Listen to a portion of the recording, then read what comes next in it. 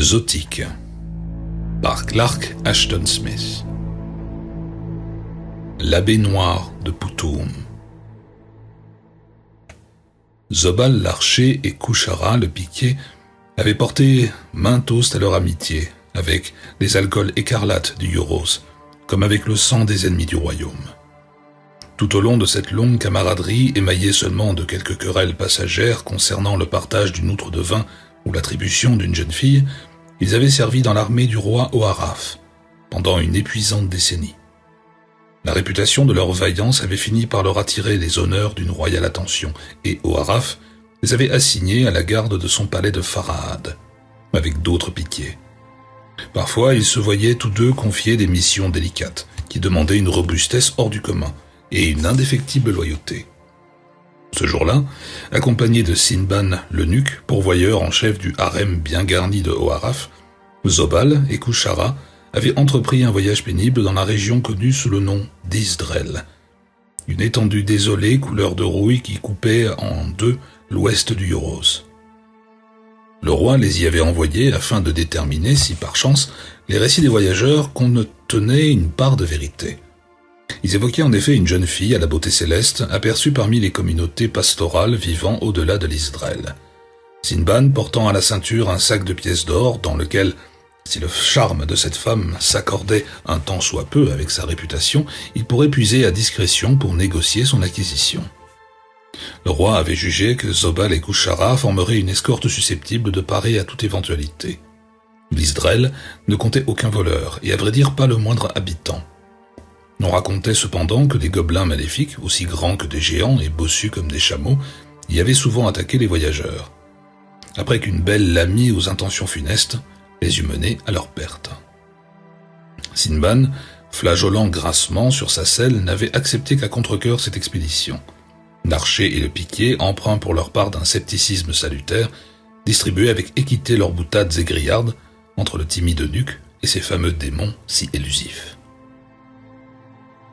Sans autre incident que la rupture d'une outre percée par la force du nouveau millésime qu'elle contenait, ils parvinrent au pâturage verdoyant qui s'étendait au-delà du désert monotone. Là, dans les vallées encaissées où sinuaient les méandres de la Vosse, un peuple de bergers élevait du bétail et des dromadaires, et 2 fois par an envoyait à Oharaf un tribut issu de troupeaux prodigues. Sinban et ses compagnons dénichèrent la fille, qui habitait avec sa grand-mère dans un village au bord de la rivière, et même l'eunuque dut admettre que leur voyage se trouvait là fort bien récompensé. Pour leur part, Kushara et Zobal succombèrent tout de suite au charme de la jeune femme, nommée Rubalsa. Elle était mince et d'une taille majestueuse, sa peau était aussi pâle que les pétales de pavot blanc, et la noirceur ondulante de sa lourde chevelure luisait sous le soleil de reflets sombres et cuivrés. Tandis que Sinban marchandait d'une voix aiguë auprès de la vieille bique qui lui tenait lieu de grand-mère, les soldats contemplaient Rubalsa avec une ardeur circonspecte, rivalisant de galanterie qu'ils jugeaient chaste tant que l'eunuque se trouvait à portée d'oreille. La négociation finit par aboutir. Le prix fut payé, allégeant douloureusement le sac d'or de Sinban. Désormais pressé de s'en retourner à Farahad avec son trophée, il sembla oublier la peur que le désert hanté lui inspirait. Zobal et Kushara furent tirés de leurs rêves par l'eunuque, impatient avant l'aube, et les 3 partirent sans attendre que le village s'éveillât, en compagnie d'une Rubalsa encore ensommeillée. À midi, sous un soleil de cuivre blanc, ils s'étaient déjà profondément enfoncés parmi les crêtes dentées de fer et les sables rubigineux d'Isdrel. La route n'était guère plus qu'un sentier, et bien que le désert ne fût ici large que de 30 lieues, peu de voyageurs osaient parcourir cette étendue désolée et maudite, infestée de démons. La plupart choisissaient d'effectuer un immense détour et d'emprunter la piste des bergers, qui longeait la Vosse vers le sud, presque jusqu'à son embouchure en mer Indaskienne. Kushara, resplendissant sous le bronze de son armure à plaques, chevauchait en tête sur une énorme jument-pie bardée d'un cataphracte de cuir et de métal.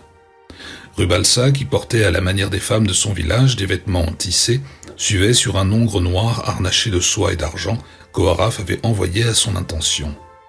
Juste derrière elle venait l'eunuque aux aguets, superbe dans ses habits de sandales aux couleurs panachées, lourdement juchés parmi de multiples sacoches bien remplies sur l'âne gris qu'en raison de sa peur des chevaux et des chameaux, il avait insisté pour monter.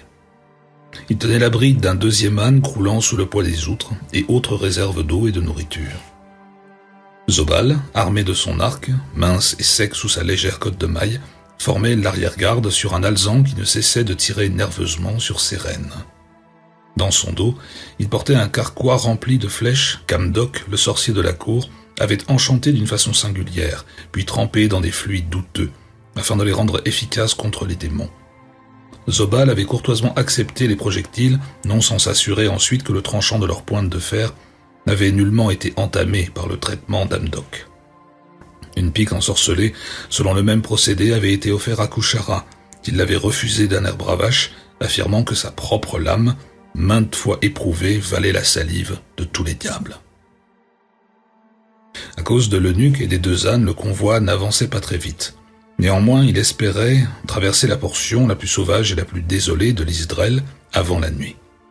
Simban, scrutant toujours le paysage lugubre avec défiance, était davantage préoccupé par sa précieuse cargaison que par les lutins et les lamis imaginaires. Quant à Kushara et Zobal, tous deux accaparés par des rêveries amoureuses qui gravitaient autour de la pulpeuse Rubalsa, ils ne prêtaient qu'une attention désinvolte à leur environnement. Intimidée, la jeune femme avait chevauché toute la matinée en silence. Mais voilà qu'elle cria soudain, d'une voix aiguë, déformée par la panique. Les deux soldats continrent leur monture, tandis que Simban bredouillait des questions. Questions auxquelles Rubalsa répondit en indiquant le sud, où l'horizon, comme le découvrirent ses compagnons, une obscurité insolite avait englouti une bonne partie du ciel et des collines. Cette ombre, différente des nuages ou d'une tempête de sable, s'étendait de part et d'autre en formant un croissant qui s'approchait rapidement de la caravane. En moins d'une minute, telle une brume noire, elle avait envahi la piste, devant et derrière eux, et les deux arcs des ténèbres filèrent vers le nord pour se refermer sur le convoi. Puis des parois abruptes et impénétrables s'immobilisèrent à moins d'une centaine de pieds des voyageurs, les encerclant complètement pour ne laisser au-dessus d'eux qu'une zone dégagée où le soleil brillait toujours, minuscule, lointain et décoloré, comme vu du fond d'un puits. « Misère!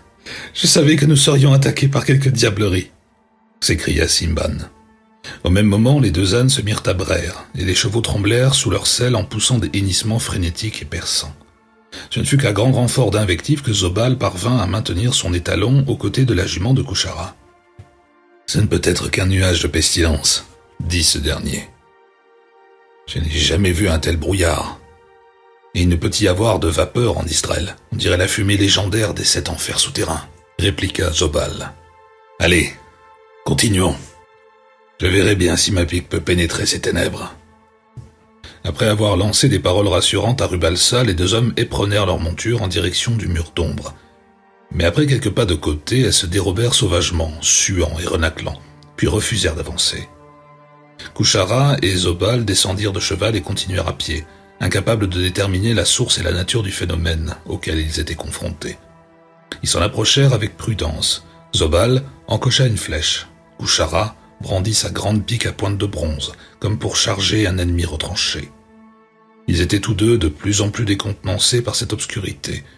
Contrairement au brouillard, elle ne s'estompait pas devant eux, et conservait toute son opacité. Kushara s'apprêtait à lancer son arme quand brusquement, dans les ténèbres juste devant lui, montra une horrible cacophonie de tambours, de trompettes et de cymbales, de cliquetis cuirassés, de voix discordantes et de bruits de pas rythmés, par des cottes de mailles résonnant avec fracas sur le sol rocailleux. Alors que les deux soldats reculaient, abasourdis, la clameur enfla et se répandit, emplissant bientôt d'un vacarme belliqueux tout le cercle de nuit mystérieuse qui retenait les voyageurs. En vérité, nous sommes complètement cernés. On dirait qu'un de ces rois du Nord a lancé son armée sur le Yoros. Oui, mais il est surprenant que nous ne les ayons pas remarqués avant que les ténèbres ne s'installent. Mais cette obscurité n'est assurément pas naturelle. Avant que Kushara n'eût pu répliquer, les bruits et les hurlements martiaux cessèrent d'un coup. Tout autour d'eux cliquetaient des sistres innombrables, sifflait une multitude de serpents géants, résonnaient les ululements rauques des oiseaux de mauvais augure, rassemblés ici par milliers. À ces sons d'une indicible laideur, les chevaux ajoutèrent leur hennissement ininterrompu, et les ânes des braiements plus frénétiques encore, au milieu desquels les cris éplorés de Rubalsa et de Simban était à peine audible. Kuchara et Zobal cherchèrent en vain à calmer leur monture et à rassurer la jeune fille épouvantée. De toute évidence, l'armée qui les assiégeait n'était pas naturelle. Les sons continuaient de varier d'un instant à l'autre. Ils entendirent alors un hurlement des plus malfaisants, suivi d'un rugissement assourdissant qui présageait de quelques bêtes infernales. Pourtant, ils ne pouvaient rien distinguer dans le cercle de brume qui, sans changer de diamètre, se mit à se déplacer rapidement. Pour rester en son centre, les guerriers et leurs protégés durent quitter la piste et s'engager vers le nord, parmi les crêtes abruptes et les ravins. Alentour, les bruits maléfiques perduraient tout en se maintenant à une distance égale.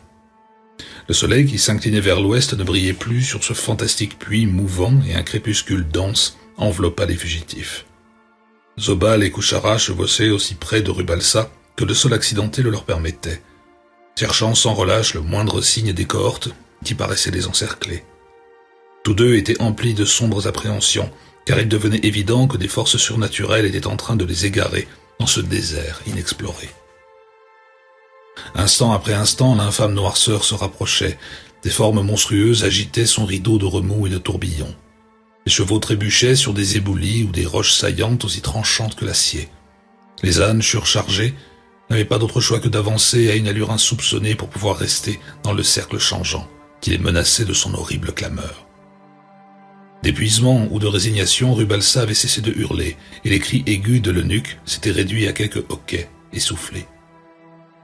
Ici et là, de grands yeux incandescents semblaient percer la pénombre, flottant près du sol ou se déplaçant dans les airs à une hauteur prodigieuse. Zobal décocha ses flèches enchantées sur ces apparitions, mais chacun de ces tirs fut salué par un tonnerre de ululements et de rires sataniques. Ils continuèrent ainsi sans plus aucune notion de l'espace et du temps. Les animaux aux sabots meurtris étaient exténués. Simban croyait mourir de peur et de fatigue. Rubalsa s'affaissait sur sa selle, tandis que les guerriers, effarés et désemparés face à ce phénomène contre lequel leurs armes paraissaient inutiles, succombaient peu à peu à une molle lassitude. Plus jamais je ne douterai de la véracité des légendes de l'Israël. Oui, il m'est avis que la question est tranchée, Kuchara. Pour ajouter à leur détresse, la pente se fit plus raide, le terrain plus difficile encore. Ils gravirent des versants escarpés puis descendirent sans fin dans de mornes vallées. Ils parvinrent enfin à une vaste étendue de galets.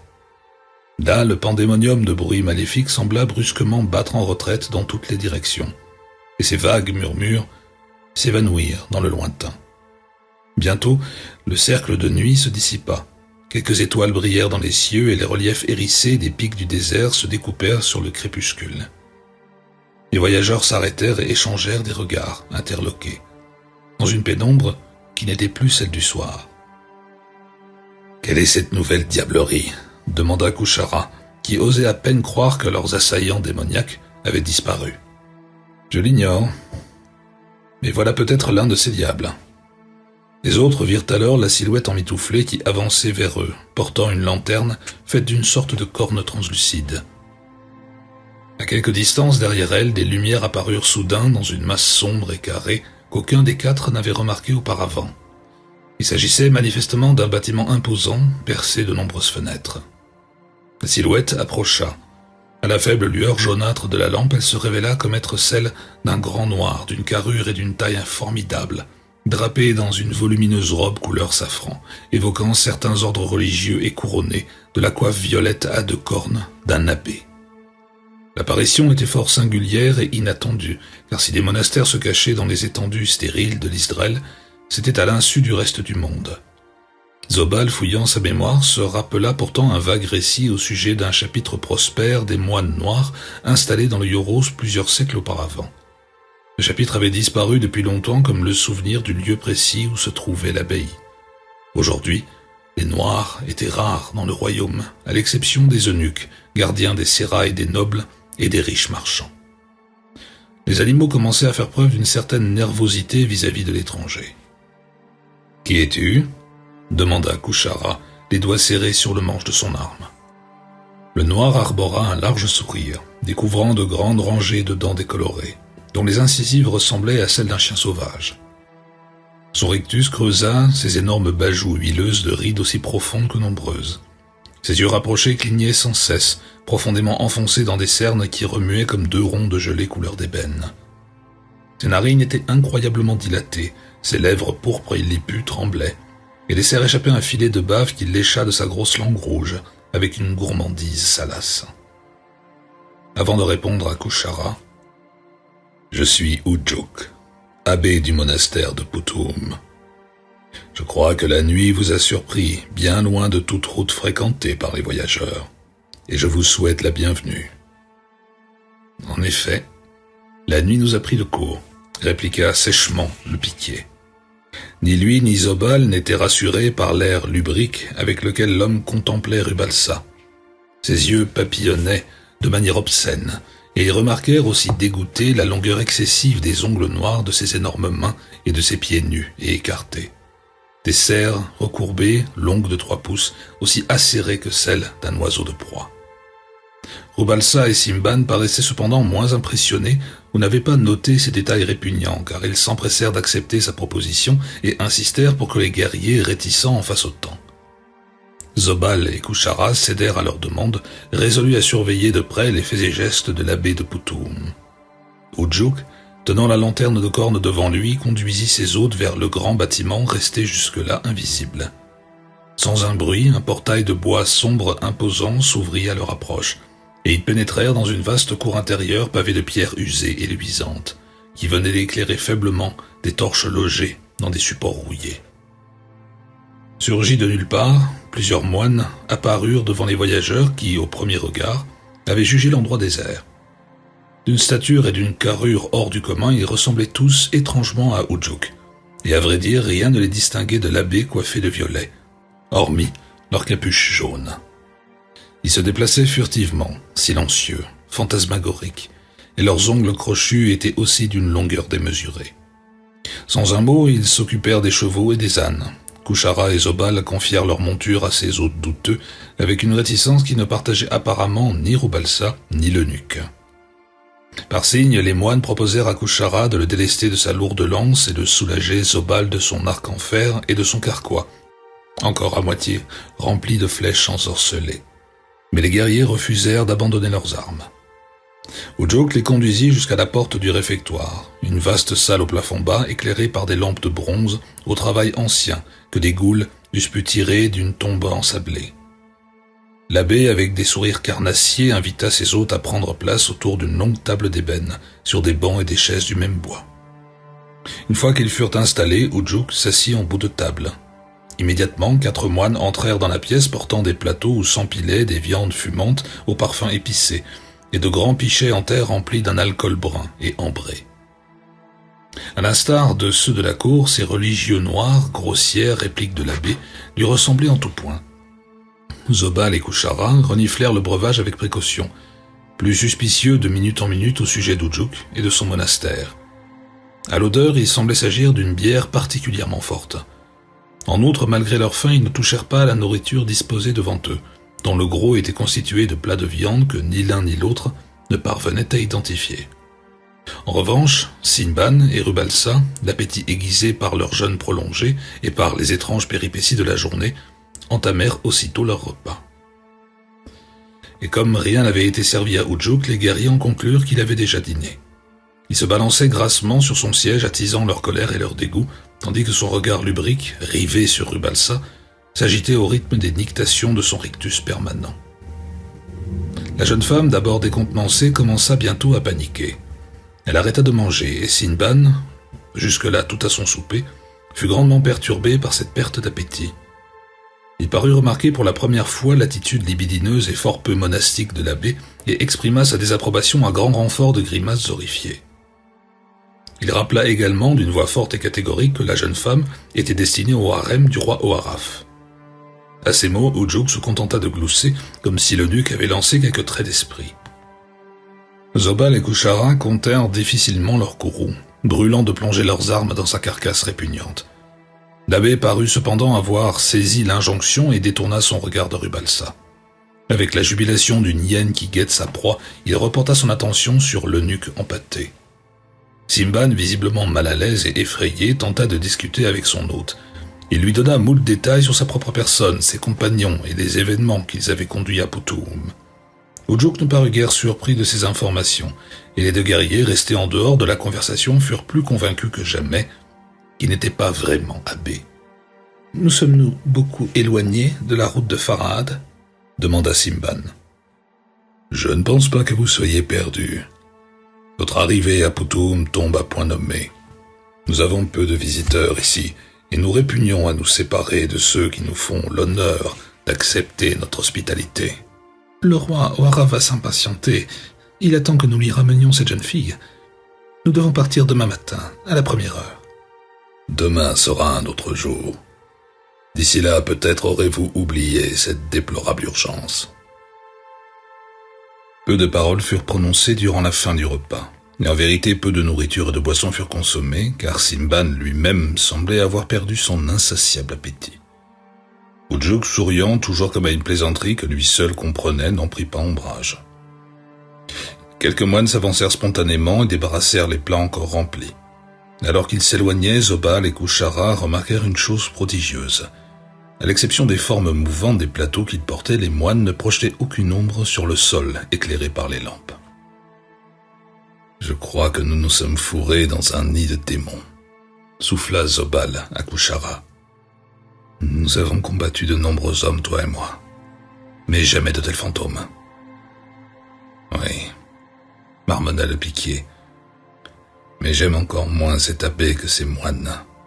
Il est le seul à avoir une ombre. » Ujuk se leva de son siège. « J'imagine que vous êtes épuisés et désirez vous coucher tôt. » Rubalsa et Simban, qui avaient tous deux bu une certaine quantité de la bière forte de Putum, acquiescèrent d'un hochement de tête engourdi. Zobal et Kushara, remarquant leur soudaine somnolence, se réjouirent d'avoir refusé l'alcool. L'abbé conduisit ses invités le long d'un couloir dont la pénombre n'était qu'à peine dissipée par la lueur des torches. Un léger courant d'air d'origine indéterminée faisait vaciller les flammes qui projetaient une multitude d'ombres papillonnantes sur les murs au passage des visiteurs. De chaque côté s'alignaient des cellules obscures, seulement fermées par de grossières tentures de chanvre.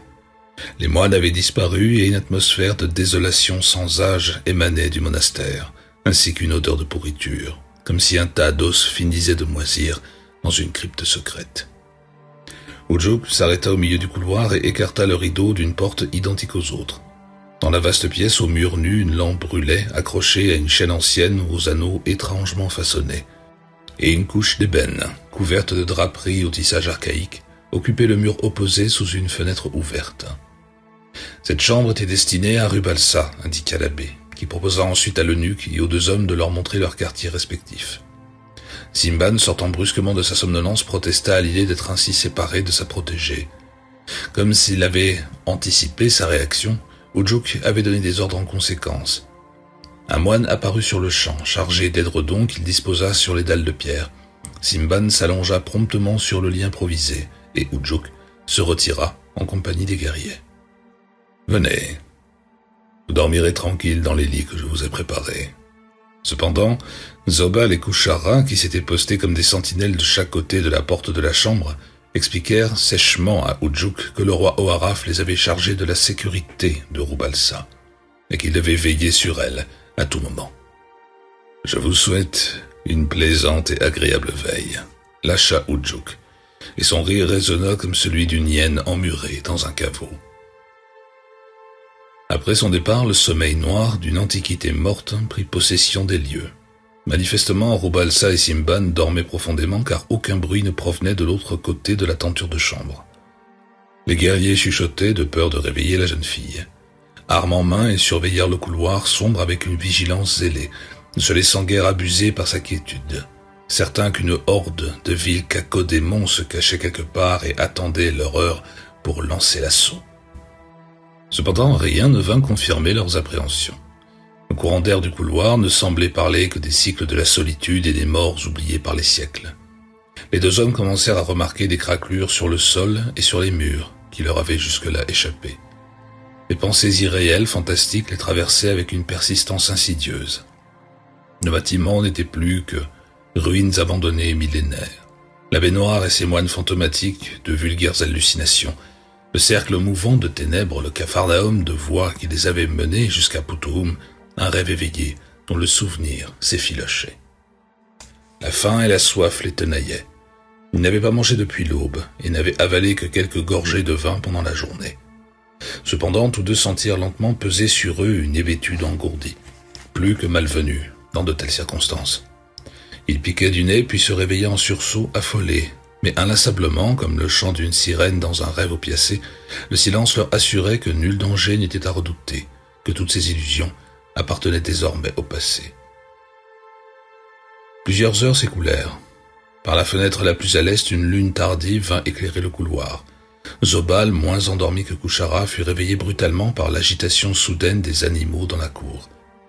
Quelque chose avait effrayé les chevaux qui poussaient des hennissements aigus et frénétiques, et en réaction, les âmes se mirent à braire violemment jusqu'à ce que Kuchara s'anima à son tour. « Prends garde à ne pas t'assoupir à nouveau. Je vais aller voir ce qui est à l'origine de ce tumulte, » l'admonesta Zobal. « Bonne idée. Au passage, vérifie que personne n'a touché à nos provisions, et rapporte quelques abricots, des gâteaux au sésame et une outre de vin rouge comme le rubis. » Zobal s'éloigna, ses cothurnes de cuir tressé résonnant légèrement sur le sol du monastère silencieux. Au bout du couloir, une porte ouverte donnait sur la cour. À l'instant où il franchit le seuil, les animaux cessèrent de crier. Il n'y voyait guère, car toutes les torches sauf une s'étaient éteintes ou consumées et la lune gibbeuse, trop basse, ne brillait pas encore au-dessus des murs. Apparemment rien ne manquait. Les deux ânes se tenaient tranquillement près des énormes tas de provisions et de sacoches qu'ils avaient transportés. Les chevaux paraissaient somnoler ensemble, en bonne intelligence. Zobal estima que son étalon et la jument de Kuchara s'étaient peut-être querellés. Il s'approcha pour s'assurer que tout allait bien, puis se tourna vers les outres pour se désaltérer avant de rejoindre Kuchara avec de quoi se sustenter. À peine eut-il rincé d'une longue rasade la poussière de l'Isdrel qui tapissait le fond de sa gorge, il entendit un étrange soupir, rauque et élusif. Par moments, il semblait tout proche de son oreille, puis s'estomper dans le lointain comme s'il plongeait dans les profondeurs de la terre.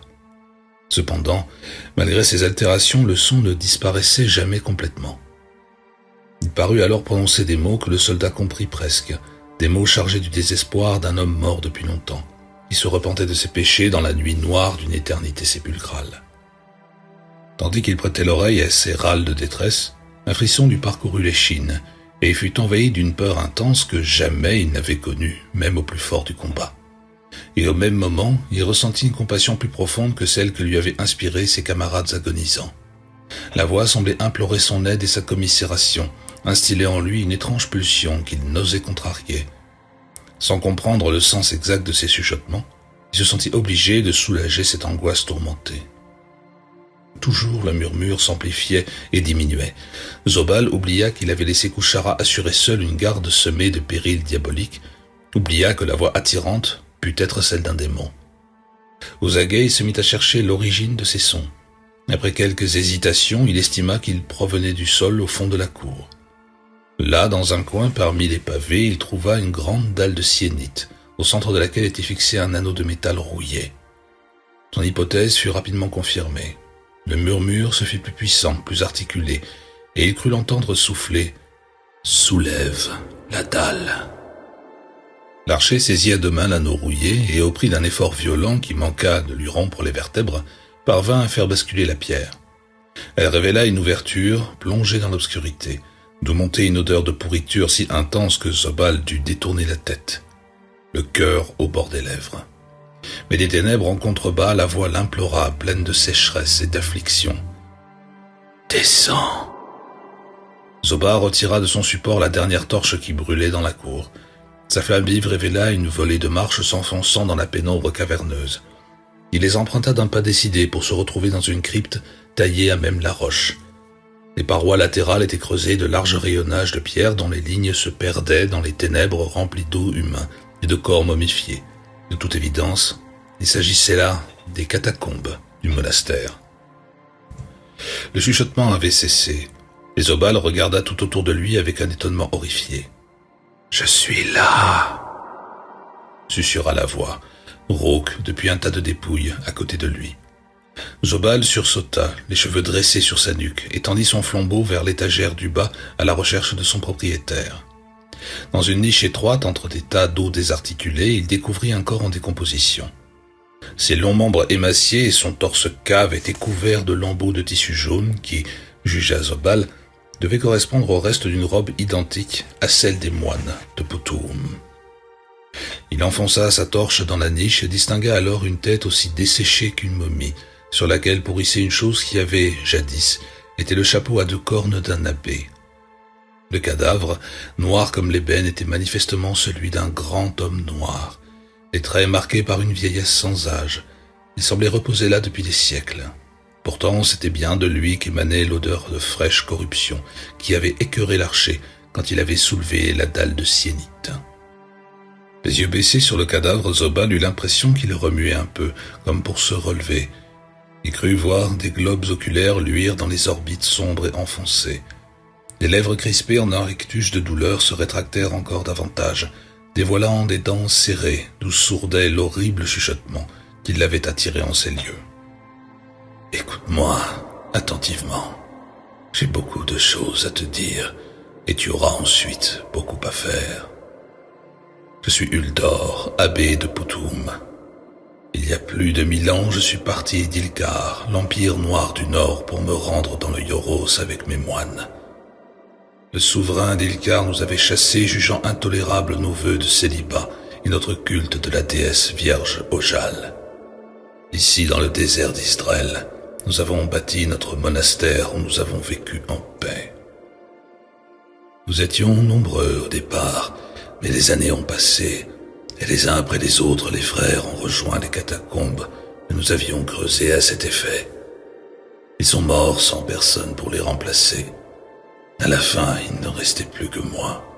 J'avais acquis suffisamment de sainteté pour assurer ma longévité et maîtrisais les arts de la sorcellerie. Le temps est un démon que j'ai tenu à distance comme celui qui se tient au centre d'un cercle magique. Mes pouvoirs puissants restaient intacts, et dès lors je n'ai plus quitté le monastère, tel un anachorète. Au début, la solitude de ma guerre incommodait car j'étais absorbé par l'étude des arcanes de la nature. Au bout d'un certain temps pourtant, cela ne me suffit plus. J'ai pris progressivement conscience de mon isolement et des démons du désert qui jusque-là m'avaient épargné m'ont grandement tourmenté. Des succubes d'une beauté maléfique et des lamies aux formes généreuses sont venus me tenter durant mes longues veillées. J'ai résisté. Et l'une de ces diablesses, plus rouée que les autres, s'est introduite dans ma cellule sous les traits d'une jeune fille que j'avais jadis aimée, avant de consacrer ma vie à Ojal. À elle, j'ai succombé. De cette union impie est né un démon à moitié humain, Ujuk, qui se prétend depuis abbé. Après cet acte abominable, j'ai voulu mourir. Et en voyant le fruit de ce péché, ce désir s'est encore renforcé. Hélas, trop grandement avais-je offensé Ojal, car une terrifiante pénitence m'attendait. Je suis resté en vie. Jour après jour, persécution après persécution, j'ai vu Ujuk grandir avec la vigueur monstrueuse de ceux de son espèce. Cependant, quand il a fini par atteindre sa taille adulte, je n'espérais plus que la mort accablée d'épuisement et de décrépitude. J'étais si impotent que je pouvais à peine bouger, et Ujuk en a profité. Il m'a apporté ici dans ses bras ignobles, m'a abandonné parmi les défunts. J'y suis resté depuis agonisant, pourrissant pour l'éternité, et pourtant éternellement vivant. Durant presque un millénaire, j'ai enduré sans dormir les angoisses cruelles d'un inexpiable repentir. Ma sainteté, tout comme ma vision magique, qui ne m'ont jamais abandonné, me condamne à contempler l'indicible noirceur des méfaits et des obscénités d'Ujuk. Affublé de la défroque d'un abbé investi d'étranges pouvoirs infernaux et d'une forme d'immortalité, il règne sur Putuum depuis plusieurs siècles. Ces enchantements ont permis au monastère de rester invisible, sauf pour ceux qu'il a choisi d'y attirer afin de satisfaire son appétit de goule et ses désirs d'incube. Il se nourrit des hommes, et les femmes assouvissent ses ardeurs. Je suis condamné à observer ces turpitudes. C'est là mon plus pénible châtiment. Le murmure s'étiola. Zobal, qui avait tout écouté avec une grande stupéfaction, comme on écoute le discours d'un mort, douta un instant qu'Uldor fût encore en vie. Mais la voix rêche reprit. « Archer, j'ai besoin que tu me rendes un grand service, et je te donnerai en retour quelque chose qui t'aidera à affronter Ujuk. Dans ton carquois sont rangées des flèches magiques. La sorcellerie de celui qui les a enchantées était puissante. Elles peuvent terrasser les forces maléfiques autrement immortelles. Elles peuvent tuer Ujuk. Et jusqu'au mal qui demeure en moi et m'empêche de mourir, Archer, octroie-moi une flèche en plein cœur. Et si cela ne suffit pas, dans l'œil gauche et une dans l'œil droit. Laisse-les en place. Il t'en restera assez. Pour Ujuk, tu n'en auras besoin que d'une. Et en ce qui concerne les moines que tu as vus, je vais te dire un secret. Ils sont au nombre de 12, mais... Si les événements du jour n'avaient pas sapé son incrédulité, Zobal aurait eu peine à croire ce qui s'ensuivit. L'abbé continua. « Quand je serai vraiment mort, prends le talisman passé autour de mon cou. C'est une pierre de touche capable de dissoudre d'une simple apposition les maléfices qui prennent l'apparence de la matière. Dépêche-toi, ô Archer. » Zobal avait coincé sa torche dans un tas d'eau en décomposition à côté du corps. Avec un mélange de compulsion et de répugnance, il tira une flèche de son carquois, banda son arc et visa sans hésitation le cœur d'Uldor. Le projectile fila droit vers sa cible et s'y enfonça profondément. Zobal attendit. Une faible voix s'échappa des lèvres rétractées de la baignoire. « Archer, une autre flèche. » De nouveau une flèche fut tirée, et se logea sans coup férir dans l'orbite droite d'Uldor, et de nouveau, après un court laps de temps, monta une complainte presque inaudible. « Archer, encore une autre flèche. » L'arc de bois chanta une nouvelle fois dans la crypte silencieuse, et un trait alla se ficher dans l'œil gauche d'Uldor, qui vibra sous la force de l'impact. Cette fois, aucun son ne franchit les lèvres putréfiées, mais Zobal entendit un curieux bruissement, un soupir semblable à du sable versé. Sous ses yeux, le corps noir s'effrita rapidement, le visage et le crâne s'affaissèrent, et les 3 projectiles retombèrent de guingois, seulement retenus par un tas de poussière et d'eau brisée. Comme Uldor le lui avait demandé, Zobal les laissa en place et fouilla les reliques à la recherche du talisman. Une fois qu'il l'eut trouvé, il l'attacha précautionneusement à sa ceinture, à côté de sa longue épée droite. La chose, songea-t-il, pourrait se révéler utile avant la fin de la nuit. Il s'éloigna en hâte et remonta l'escalier jusqu'à la cour. Une lune difforme d'un jaune safran se levait au-dessus du mur d'enceinte, et il comprit qu'il avait faussé compagnie à Kushara trop longtemps. Néanmoins, tout paraissait tranquille. Les animaux endormis n'avaient pas bougé, le monastère plongé dans l'obscurité restait silencieux. Après avoir ramassé une outre de vin pleine et un sac contenant les provisions que Kushara lui avait demandées, Zobal s'empressa de rejoindre le couloir. Au moment où il entrait dans le bâtiment, sa quiétude feutrée fut brisée par un effrayant vacarme. L'archer reconnut les hurlements de Rubalsa, les cris aigus de Simban et les rugissements féroces de Kushara, couverts comme noyés par un rire obscène de plus en plus puissant qui jaillissait à la façon d'une eau sombre et souterraine, épaisse, fétide et grasse de corruption. Zobal lâcha l'outre et le sac de nourriture, se précipita dans le couloir tout en empoignant son arc passé en bandoulière. Les vociférations de ses compagnons continuaient, désormais à peine audibles parmi les éclats de rire démoniaques qui enflaient comme pour emplir le monastère tout entier. Arrivé près de la chambre de Rubalsa, il vit Kushara qui frappait de sa lance un mur nu, à l'endroit où s'était trouvée l'entrée fermée par une tenture. De l'autre côté, les cris stridents de Simban se transformèrent en un gargouillement plaintif de cerfs agonisants, mais les hurlements de terreur de la jeune fille perçaient toujours le ricanement étouffé.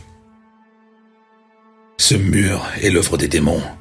J'ai monté fidèlement la garde, mais ils l'ont édifié derrière moi dans un silence de mort, et quelque chose de pire est en train de se passer à l'intérieur. Maîtrise ta colère, » fit Zobal, qui luttait lui-même pour retrouver ses esprits face à la folie qui venait de le submerger.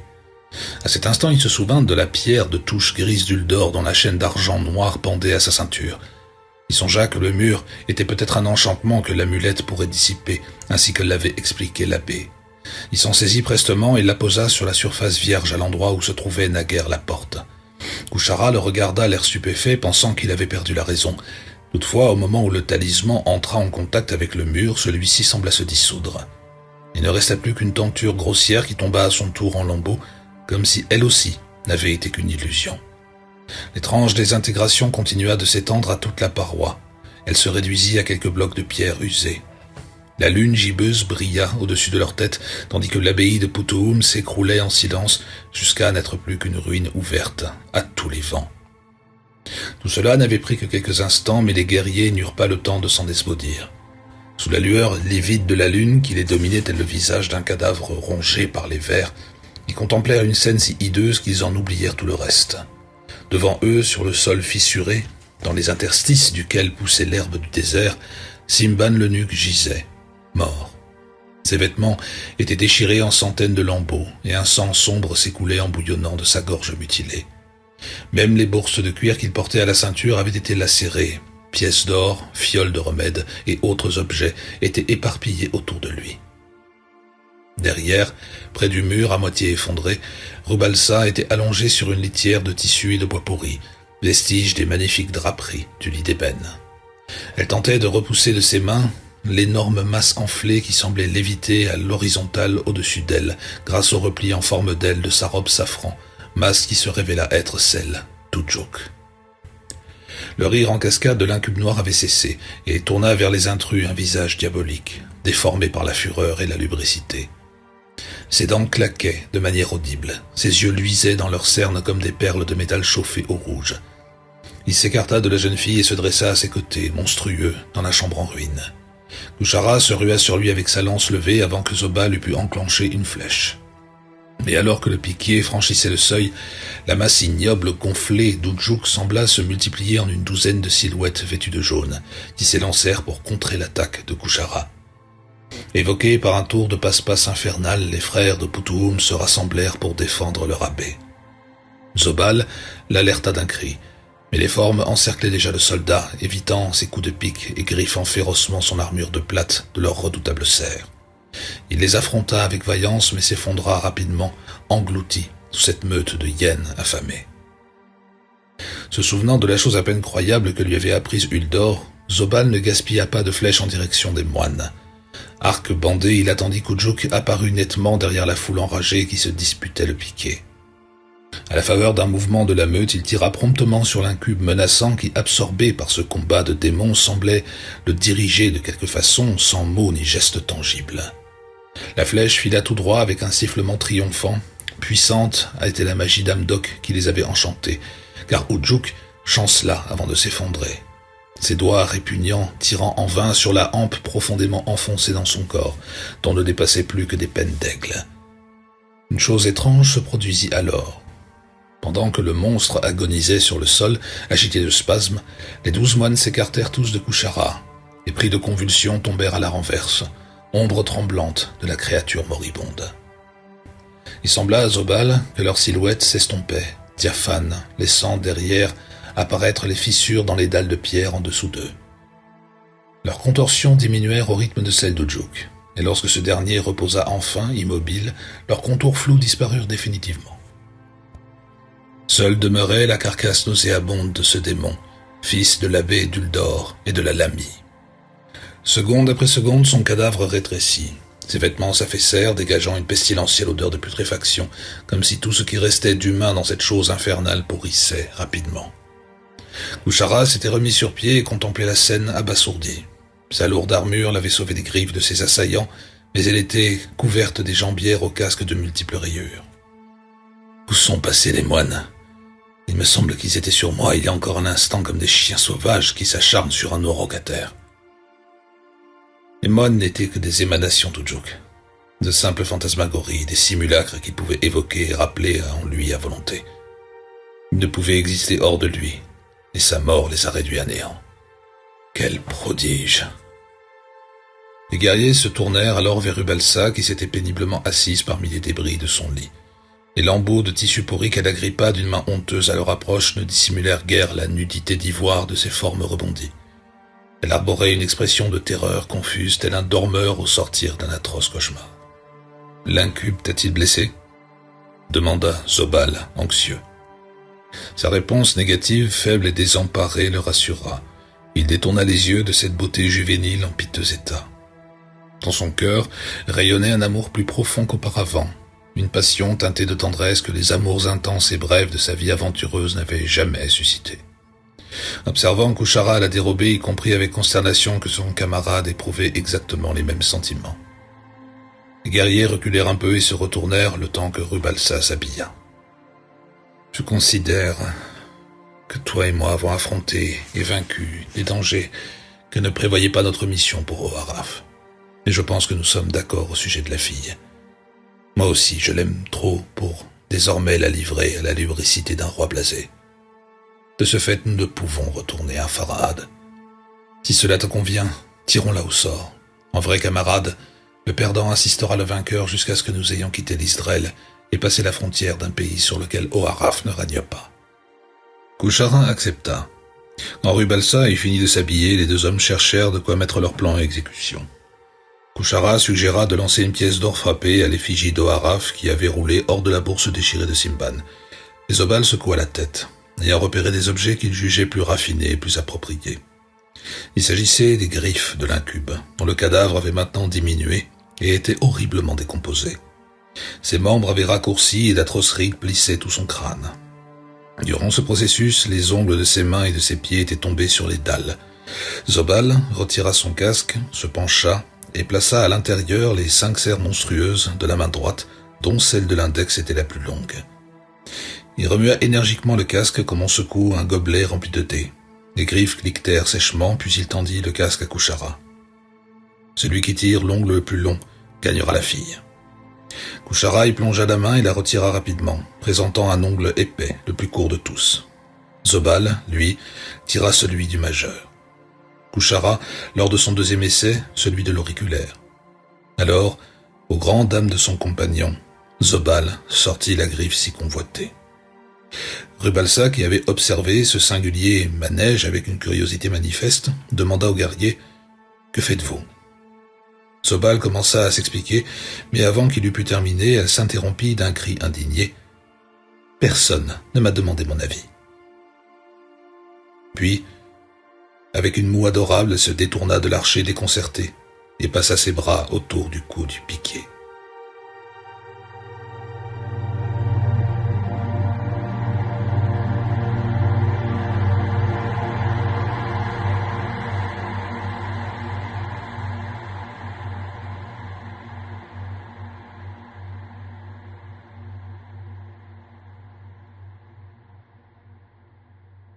I was so ahead of the tutorial, it's not even funny.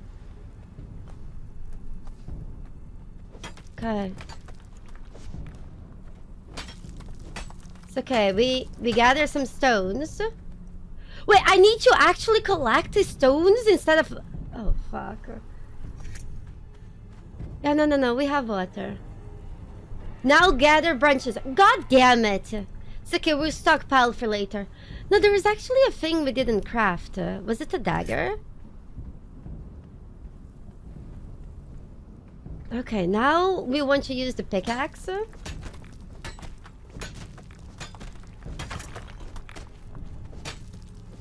And then we will need to...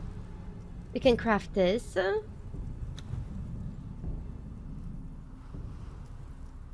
Here we go. We ate the bee. We're